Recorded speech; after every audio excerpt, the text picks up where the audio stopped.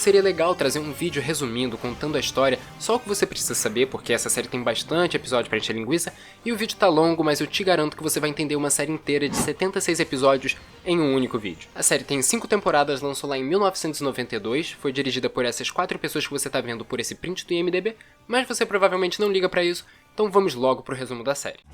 A série começa nos apresentando a personagem Jubileu, que era recente nos quadrinhos, e trouxeram ela pra série provavelmente em busca de levar popularidade pra personagem. Mas acho que não gostaram muito dela, ela fica totalmente escanteada na série inteira, é inútil praticamente. Enfim, ela é uma mutante, ela explode coisas e assim como a maior parte dos mutantes mora com os pais adotivos, e num belo dia de rebeldia andando pelo shopping, ela se depara com um sentinela que tá tentando matá-la, e nisso ela é ajudada pela Tempestade, Vampira Gambit e pelo Ciclope, mas acaba desmaiando durante a batalha. Nisso que ela desmaia, os X-Men entendem que aquilo foi responsabilidade deles e levam ela pra Mansão X, e quando ela acorda, é uma sequência icônica de cenas. Ela vê o Morfo que se transforma nela, ela luta contra o Wolverine e depois tem uma conversa com a Tempestade que nos introduz ao que representa os X-Men. Pra quem nunca percebeu, X-Men é sobre preconceito, sobre aceitação de pessoas diferentes. É sobre isso que a Tempestade conversa com a Jubileu e é uma conversa curta e bonita. Ela explica que o mutante já é assim desde o nascimento, mas os poderes só começam a aparecer junto com a puberdade e as pessoas temem os mutantes, odeiam eles, porque é isso que as pessoas fazem quando não entendem de algo. É mais fácil odiar do que entender. Depois dessa apresentação, vemos o grupo em ação. Eles vão atrás desses sentinelas e de quem o está construindo, e isso é um assunto muito complexo que a série explica bem superficialmente, mas resumindo, é o governo que tem controle desse projeto dos sentinelas. Mas vamos falar mais nisso daqui pra frente, quando chegar a saga do Dias de um Futuro Esquecido, onde tudo isso dos sentinelas se torna realmente muito mais importante. A única coisa que impacta a série nesses primeiros episódios é a despedida do Morfo. Vários sentinelas encurralam os X-Men e acaba que o Morfo fica pra trás, desmaia, e o professor Xavier não consegue mais sentir a consciência do cara. Então eles correm de lá, convencidos de que o Morfo tá morto, mas ele na verdade tá vivo e vai voltar só na segunda temporada da série. Uma coisa interessante desses episódios é que os primeiros têm tipo uma ficha técnica dos personagens no final, então pra você que realmente não sabe nada ou não lembra, quer relembrar, vamos analisar tudo enquanto eu falo sobre episódios que exploram o passado e a história dos personagens. E assim fica uma dinâmica melhor pro vídeo. E também é uma dinâmica melhor não só pro vídeo, mas também pro canal, se você deixar o like e se inscrever, porque esse aqui é o primeiro vídeo do Cena por Cena. Vai lá, tô falando sério, larga de ser preguiçoso, não custa nada e você vai ajudar muito. Ciclope ou Scott Summers, poderosas descargas de energia solar soltada pelos olhos. No episódio Orphan's End, descobrimos que Scott, quando criança, tinha uma família, tinha amor, mas numa viagem de avião, a família dele foi interceptada por aliens, ameaçada, e seu pai colocou ele e o irmão num paraquedas e esperou que eles fossem se salvar. Enquanto isso, esses aliens, na verdade, levaram o pai do Ciclope, e ele viveu pra sempre longe da família, julgando que Scott estava morto, mas eles se reencontram depois de muito tempo, depois de décadas, nos episódios lá da terceira temporada. Isso não dá em absolutamente nada, são episódios que até são interessantes, mas eles nunca mais se veem na série, não é algo exatamente impactante. Uau! Já no episódio No Mutants on Island, descobrimos que quando novo, o Ciclope sofreu um cadinho de preconceito por causa dos poderes dele. Ele acabava destruindo as coisas sem querer, mas teve uma menina que deixou o preconceito de lado e tratava ele super bem. Também é nesse episódio que o Ciclope se reencontra com ela décadas depois, e temos eles os dois lutando para que um mutante deixe algumas crianças em paz, porque ele era um pouquinho abusivo com essas crianças, ele controlava a mente delas para conseguir atingir os objetivos dele. Uma dessas crianças é Rusty, é um dos personagens principais lá no Deadpool 2, o gordinho. Primeira regra do pátio é achar o maior cara e fazer ele de... Segundo maior. E sofre esse abuso com o cara, que quer aproveitar dos poderes de persuasão para se tornar um político. É aqui que Ciclope descobre e entende o valor da família e volta aos X-Men depois do desaparecimento da Jean Grey. Professor X ou Charles Xavier, fundador dos X-Men e telepata. No episódio The Juggernaut Returns, vemos que o padrasto de Charles, pai do futuro fanático, se casou com a mãe do nosso professor por causa da riqueza, mas odiava a mulher e o fato do filho adotivo ser mutante, e passou esse preconceito pro filho, que tem um ódio tremendo pelo irmão. Vale lembrar que o fanático não é um mutante, tá? Nesse episódio nos é mostrado que os poderes dele vêm de uma pedra mágica, uma profecia, e outras pessoas poderiam assumir a forma de fanático, assim como acontece aqui no The Juggernaut Returns. Um pouco mais velho já, no episódio One Man's Worth, vemos o Charles na faculdade, se mostrando uma pessoa bem inteligente, e ele sempre escondeu o fato de ser um telepata e nunca imaginou que criaria um grupo de mutantes e os defenderia politicamente. Também vale lembrar que ele perdeu o movimento das pernas graças a uma luta com Magneto, mas isso nunca nos foi mostrado, apenas mencionado. Podemos imaginar que foi algo parecido com o que acontece lá em X-Men Primeira Classe.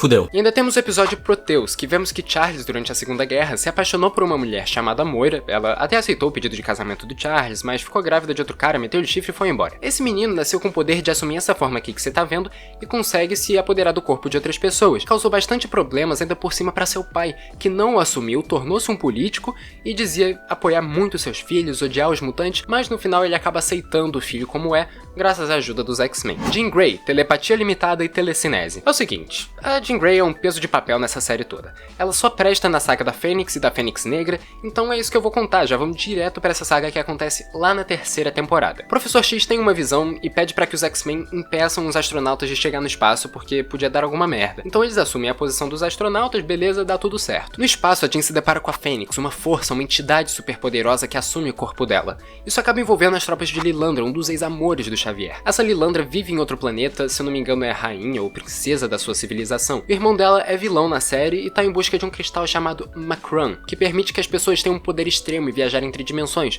o que poderia condenar não só o universo todo, como também o multiverso inteiro. Resumindo, a Jean assume o controle da Fênix e com a ajuda dos X-Men eles pegam esse cristal e ela põe ele bem guardado na superfície do Sol para impedir que o irmão da Lilandra tenha controle sobre todo o multiverso. Por um tempo, julgam a Jean como morta, ficam todos tristes, tem funeral, mas ela volta do nada, meio estranha, e aproveitam-se dela e da Fênix para fazer experimentos, o que acaba enfurecendo a entidade e nos leva para a saga da Fênix Negra. Scott tenta superar a morte da Jean, vai num bar, beija uma outra mulher, a Dazzler. É um personagem que só aumenta o ódio da Fênix, porque a Jean vê aquilo acontecendo, fica revoltada e de certa forma como vingança, ela se deixa ser controlada por um telepata chamado Mestre Mental. Eles se casam, o Scott fica cheio de ciúmes, mas no final eles derrotam o cara e libertam a Jean do transe. O problema é que a Fênix é tão poderosa que a única forma dela ir embora, de deixar o mundo em paz e não destruir tudo, é se distribuírem um pouquinho dela para cada um dos membros dos X-Men. E é isso que fazem. Então todos os X-Men, com exceção do Morpho, têm um pouco da Fênix dentro deles. Gambit, ou Remy LeBeau, transforma objetos em descargas explosivas. O único episódio que nos conta um pouco da história do Gambit é um da segunda temporada chamado Externally Yours. Aqui o Gambit fica totalmente preocupado e não pensa nem duas vezes em deixar a mansão dos X-Men ao saber que seu irmão está em perigo. Chegando naquela terra, a gente recebe uma enxurrada de informações, tem toda uma mitologia criada pro passado do Gambit. Acontece que nessa região existem dois grupos, os assassinos e os ladrões. Eles se odeiam bastante, estavam constantemente em guerra, e um casamento entre uma das pessoas de cada grupo, em teoria, podia resultar em uma paz. Então, Gambit do grupo dos ladrões e Belladonna, filha do líder do grupo dos assassinos, se casam, mas isso só provoca mais conflito entre os dois povos. Para resolver essa confusão toda, uma entidade pede para que as pessoas lhe entreguem alguém como tributo a cada 10 anos, tipo Jogos Vorazes, e isso tudo em troca de proteção. E esse ano o irmão do Gambit iria servir de tributo. Aí no episódio tem umas batalhas e uma pedra mágica que faz parte de uma tradição, mas isso não é muito importante. O episódio serve basicamente para mostrar os sentimentos que a vampira tem pelo Gambit, mostrar que ele tem uma família e amor por várias pessoas, mas a esposa dele não é uma delas. No final, acaba que os poderes de Belladonna servem de tributo para a entidade e acaba tudo maravilhoso como sempre. Tempestade ou Ororo Monroe manipula forças da natureza. Eu acho que a Tempestade é uma das personagens mais interessantes e mais mal exploradas nessa série toda. No episódio Xavier Remembers, vemos um pouco da Tempestade quando criança vivendo em algum país da África, roubando o professor, e depois nos é mencionado que, quando adolescente, ela já entrou direto pros X-Men. O Charles gostou dela e chamou ela pra lá. Mas essa parte não é bem explorada, podemos imaginar que foi por causa desse reencontro mesmo entre os dois na África, mas não é nada confirmado. Já no episódio Whatever It Takes, vemos que quando vivia na África, a Tempestade assumiu um rapaz como seu filho, e depois, sei lá, voltou pros X-Men. Ela deve ter tirado umas férias e aproveitou esse tempo pra ter uma família. Nesse episódio, um monstro assume o corpo do filho da Tempestade, depois vai pro corpo dela, e vemos o verdadeiro poder da personagem. Ela é muito poderosa, mas assim como Gambit, ela não tem muito aprofundamento. Acho que o único momento da série que mostra a humanidade da Tempestade é um episódio bem ruim chamado Stormfront. Nesse episódio, a Aurora é chamada para salvar outro mundo que sofria com tempestades e ventos muito fortes. Ela acaba se tornando a rainha desse lugar, mas o rei com quem ela se casa era meio fascista e ela deixa isso tudo pra trás. O que dá pra entender é que a Tempestade sempre quis dar um tempo da Terra, queria ser vista como uma figura importante e não ser odiada, mas eu acho que qualquer pessoa quer isso, né? Então não é uma coisa única dela. Fera ou Hank McCoy, agilidade e forças extremas. A única coisa que eu posso dizer do Fera é que ele é inteligente e ele ficou preso na primeira temporada inteira, se não me engano pela aquela destruição daquele lugar dos sentinelas. Ele acaba assumindo a culpa toda e só saiu de lá quando os mutantes se mostraram importantes para um certo senador. O Fera também está presente na luta contra o preconceito, que é aprofundado no episódio Beauty and the Beast, onde ele se apaixona por uma paciente cega, eles são sequestrados. O episódio fala muito sobre preconceito e como o pai da mulher não gosta do Fera por ser azul e ser um mutante. Esse episódio também apresenta um final diferente do costume, não acaba feliz. A mulher diz que quer dar um tempo, o Fera entende o que aquilo quer dizer e eles nunca mais se veem. O mais importante desse episódio é mostrar que o Fera tem tudo pra odiar os humanos e tá do lado do Magneto, e mesmo assim ainda luta por um mundo onde os mutantes vivem junto do resto das pessoas. Vampira ou Rogue absorve a energia de outros seres, super força, voo e é indestrutível. A Vampira é minha personagem favorita da série e ela tem muita importância, seja tanto na abordagem de temas como em episódios muito divertidos. No episódio A Rogue's Tale descobrimos o motivo dos poderes de força e voo da Vampira. Se você viu os filmes dos X-Men dos anos 2000, deve saber que essa personagem não tem nada disso. Acontece que na verdade esses poderes são graças a Capitã Marvel. Pois é, a Mística, essa mulher aqui azul, ela tem os mesmos poderes do Morpho, adotou a Vampira. Isso depois de quando ela descobriu os poderes e viu que não podia tocar em ninguém. Aí ela viveu um tempo num grupo praticamente de vilões ao lado da Mística. Eles lutaram contra Carol Danvers e a Vampira ficou tanto tempo segurando a mulher que absorveu os poderes pra sempre e deixou a Miss Marvel em coma. E apesar de ter ficado nesse estado, a consciência da Carol Danvers ainda ficou na cabeça da Vampira. Tava lá, atazanando a bichinha, até que ela encontrou o Xavier. Ele deu um jeito lá de fazer com que a Vampira esquecesse isso tudo e silenciar a Miss Marvel. Então tá aí um pouco do passado da personagem, o motivo dos poderes dela serem tão diferentes dos filmes. E pra terminar ainda a parte da Vampira, num dos meus episódios favoritos chamado The Cure, a Vampira procura se livrar dos poderes dela, porque ela odeia o fato de não poder tocar em ninguém, e apesar de negar algumas vezes, ela é apaixonada no Gambit, e não pode nem beijar ele. O episódio passa quase uma mensagem anti-suicídio, é muito triste o episódio, mas nos apresenta o personagem Apocalipse que vai ser muito importante no futuro da série. Wolverine ou Logan, sentidos aguçados, habilidade de cura, esqueleto e garras de adamantium implantados. O Wolverine tem o passado contado no episódio Weapon X, Lies and Videotape. Resumindo, o Logan tinha muitas memórias com uma mulher, lutas contra o Dente de Sabre, mas várias dessas memórias foram na verdade implantadas na cabeça não só dele, mas também desses outros 3 mutantes, que fizeram parte de um experimento chamado Arma X. Tudo acabou quando implantaram um esqueleto de adamantium, de metal, no Wolverine, e ele ficou puto e destruiu aquilo tudo, matando todo mundo que via pela frente. É um trauma pra ele. E essa raiva persiste nele até os dias de hoje. E é no episódio Lotus and the Steel que nos é apresentado que ele sabe que é muito agressivo e faz seu regresso ao Japão na esperança de se acalmar e pôr as ideias no lugar. Ele se lembra da sua vida com Yuriko, uma ex-paixão dele, que foi por água abaixo quando ele reencontrou ela e tava tentando matar ele, mas não quero falar sobre isso porque realmente acaba sendo irrelevante, meio chato e, sinceramente, eu me senti um pouco decepcionado, porque eu esperava uma adaptação de Wolverine 1 de 1982, onde ele vai pro Japão, enfrenta o Samurai de Prata, se apaixona pela Yuriko, e aqui se torna só um episódio bem ruim. O Samurai de Prata é praticamente bonzinho, tem uma gangue lá, e eles enfrentam os caras, e Wolverine decide que tá tudo certo, e ele tenta voltar com a sua criança em Deus. É um episódio bem qualquer coisa, só pra fazer essa ligação do Wolverine com o Japão. Por último, no episódio Old Soldiers, que se passa em Paris durante a Segunda Guerra, Logan encontra o Capitão América e eles se juntam para trazer um homem de volta para sua filha, que tinha sido pego pelo governo nazista e pelo Caveira Vermelha. Eles falham, mas esse homem sabotou muitos planos dos alemães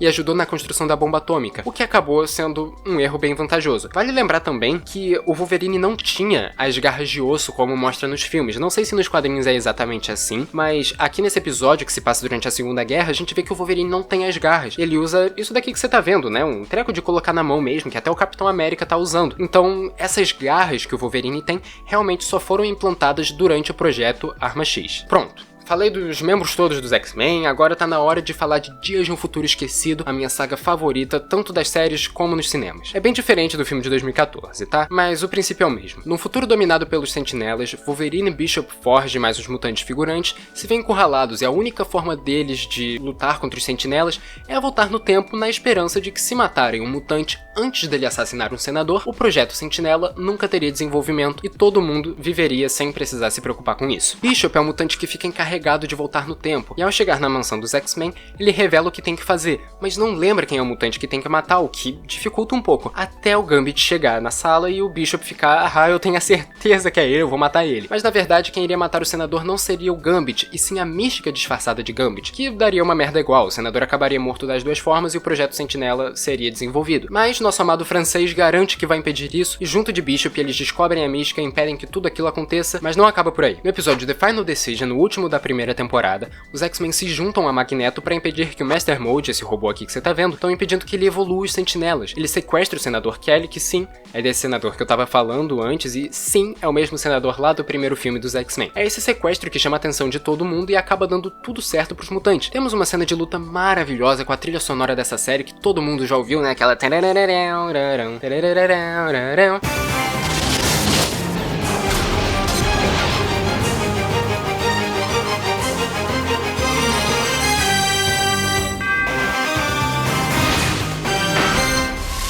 Bem, o senador muda de opinião acerca dos mutantes e é nesse momento que o Fera sai da prisão, tudo graças a esse senador. Também temos o casamento da Jean com Scott, que acontece no próximo episódio, no primeiro da segunda temporada, mas depois eles refazem o casamento por terem sido atrapalhados, já que o padre do casamento na verdade não era um padre, e sim o Morfo. O Morfo foi encontrado à beira da morte pelo Senhor Sinistro, lá no início da história. Ah, mas quem é Senhor Sinistro? Vamos a mais uma historinha. No episódio Decent, vemos um parente do Professor Xavier e um homem que dedicou a sua vida a salvar a sua amada de uma doença. Ele ficou totalmente obcecado por isso, fez vários testes em si mesmo, e o que me pareceu foi que, graças a essa exposição à radiação e a vários químicos, o homem acabou ficando realmente meio sinistro, bizarro, e ganhou poderes de regeneração, rajadas de energia. O que não faz sentido, mas estamos na Marvel, então faz sim. Esse cara quer a todo custo sequestrar Jean Grey. Não é uma vez, são várias na série, uma até no segundo casamento dela com o Ciclope. Esse cara adora trabalhar esses dois, e tudo por causa do Apocalipse. Apocalipse é um mutante mortal, capaz de mudar sua forma, que quer juntar todos os telepatas do mundo e sequestrar suas mentes para fazer toda a história ser apagada,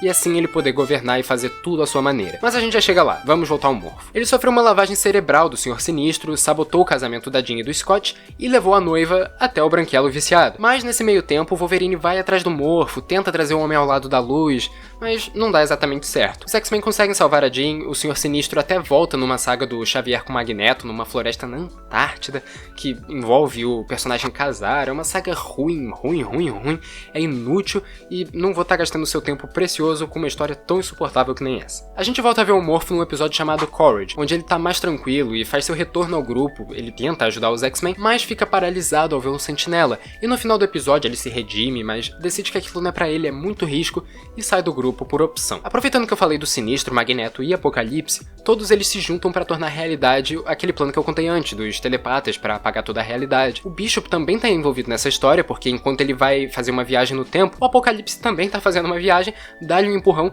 ele vai parar nessa ponte de fora do tempo, algo até parecido com a linha do tempo da série do Loki. Não só o Bishop tá envolvido, como também a irmã dele e o Cable. Essa é a maior saga da série, tá? E se fosse adaptada pro cinema de forma certa, e não que nem aquele filme ruim lá de 2017, se eu não me engano, seria algo tão grandioso quanto Guerra Infinita, arrisco dizer até que maior que Guerra Infinita. Isso tudo acontece na saga Beyond Good and Evil, e o Cable tá na história porque em 3999, acho que é esse o ano, o Apocalipse roubou o equipamento de viagem do tempo do Cable, e aí ele teria vida infinita. Calma que eu já chego lá. O plano dele estava em atividade, a irmã do Bishop queria impedir o plano de forma muito simples. O Apocalipse precisa a cada 100 anos descansar no Poço de Lázaro, que fica dentro de uma das pirâmides do Egito. O plano dos X-Men era voltar no tempo para quando as pirâmides fossem construídas, destruir o Poço de Lázaro assim que ele tivesse acabado de ser feito. Mas já que o Apocalipse consegue, graças ao Cable, voltar no tempo, ele previne isso tudo e consegue fazer com que o plano dele, na verdade, dê certo. Que o Magneto até tenta sabotar e trair o Apocalipse, mas sinceramente só leva os X-Men ao encontro de Bishop lá fora da linha do tempo, que é quem realmente vê todos os telepatas em tubos fora do tempo e liberta ele dando tiro, né, de fora da linha do tempo, mostrando que o Apocalipse não previu isso, e aí ele foi derrotado, já que todos os mutantes se juntaram contra ele. Antes de irmos para Graduation Day, que é o último episódio da série, eu gostaria de dizer que tem outros mutantes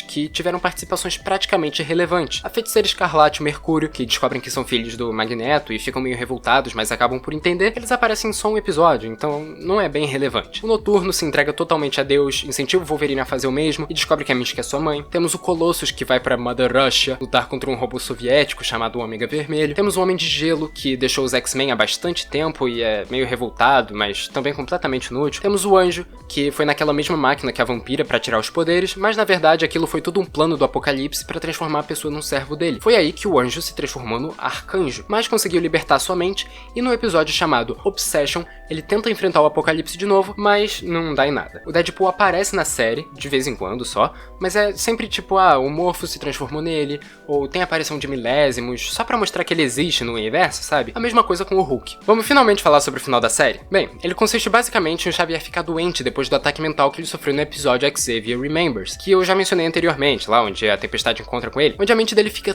totalmente danificada por causa de muito esforço das habilidades telepáticas dele. Xavier tá lutando a favor do direito dos mutantes, já que pode dar alguma merda em Genosha, uma ilha praticamente que escraviza mutantes, e ela já teve presente em alguns episódios, mas nunca tivemos muita coisa abordada lá. Só sabemos que o Magneto uma vez tirou todos os mutantes da ilha, tentando dar uma vida nova a eles num meteoro fora da Terra, mas acabou não dando muito certo. Acontece que o Xavier fica doente e morre.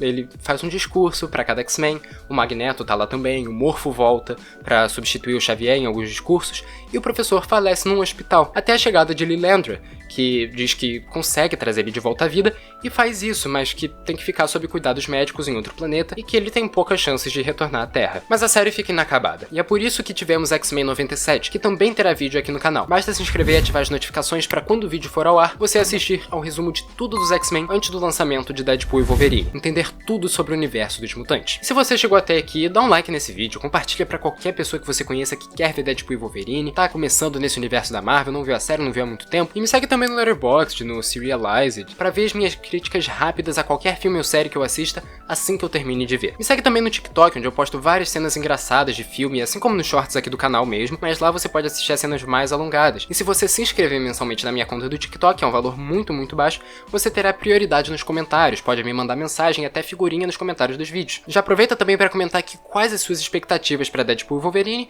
e eu vou nessa. Vejo você em um dos vídeos que tá agora aqui na tela, e tchau!